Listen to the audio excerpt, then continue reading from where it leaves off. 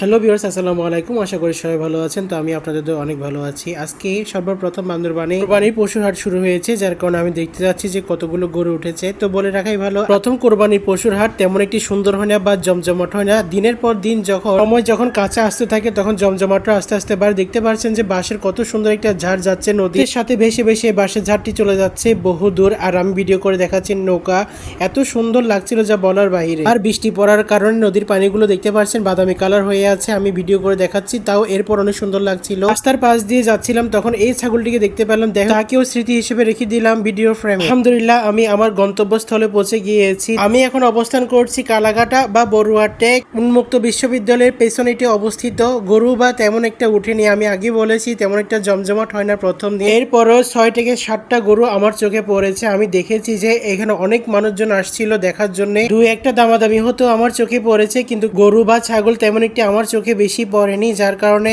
আমি যা ছিল তাই ভিডিও করে দেখাচ্ছি আপনাদেরকে। কোরবান আমার ঈদ, কোরবান আমার খুশি, কোরবান আমার সবকিছু। যার কারণে যখনই কোরবানির হাট বসে তখন আমি আর ঘরে বসে থাকতে পারি না, ছুটে যাই কোরবানির হাটে বা কি কি গরু উঠেছে তা দেখার জন্য। মাশাআল্লাহ, আলহামদুলিল্লাহ, একবারে নেই এবারও চলে এসেছি গরুর মাঠে বা কি কি গরু উঠেছে দেখার জন্য। তো সবাইকে বিদায় জানাচ্ছি। আসসালামু আলাইকুম রহমতুল্লাহ।